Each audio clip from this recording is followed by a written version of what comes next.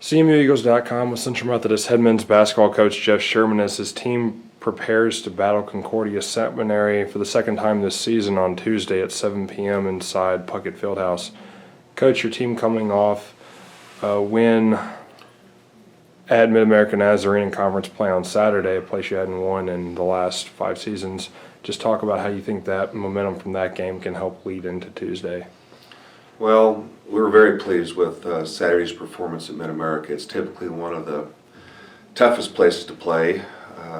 Traditionally, they're one of NEI's powerhouse, so we couldn't be more pleased going into this week with Saturday's performance. I thought we had a huge letdown second half of the Evangel game.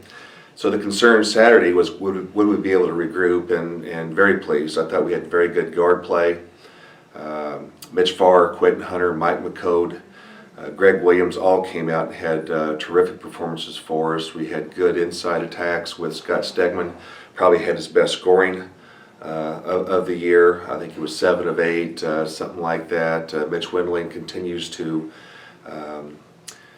give us great support on the rebounds. And again, we're a different team now. I think everybody's starting to realize that we're not the same team as we were a month ago. With the loss of John Palmer and Eric McDaniel is unfortunate. You can say what you want.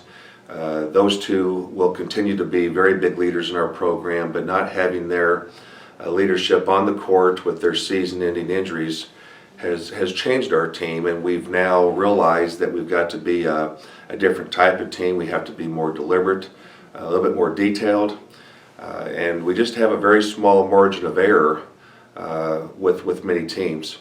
And but you know, all said and done, the Saturday game, we couldn't be more pleased. I think it was 2010, possibly was the last time we'd won at Mid-America, and of course that was our conference championship year. So we've had some good battles there, but to come away with the W was a huge momentum boost for this week. You faced a team on Tuesday that you defeated by 52 in the season opener. How do you think each team has changed from that point until then, minus the injuries? Yeah, sure. That's a good question. That was the very first game of the year. I think we were a little bit more prepared to play. Obviously, being an NEI institution, we were allowed to practice a little earlier than what they were. And this game that we're playing tomorrow was supposed to be a first semester game. This was a rescheduled game from December based on our schedule and theirs, I guess, following this final semester. So typically we do not like to play games in between conference schedule.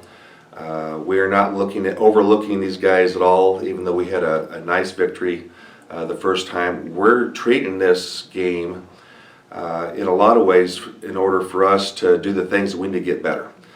We do not know a lot about them. This is a team that we don't follow a whole lot. We don't have a detailed scouting report like we would teams in our conference. So we're kind of starting back to the start of the season where we're doing a lot of the basics. We need to be better on ball defense. We need to block out better. We need to talk more on defense. And so those things will carry on to the rest of the conference games that we have later in the week. It's a home game. It's nice that we don't have to travel. And if things go well, we'll be able to get a lot of players in so we can get different rotations that we can see that's not in a conference setting. So the game could have its obviously good points. But again, as a coaching staff, we're always concerned about playing non-conference games in the middle of the conference season. So we're approaching this very seriously. We want to keep the momentum from Saturday going, and at the same time being able to still build the team that we have now into a better one.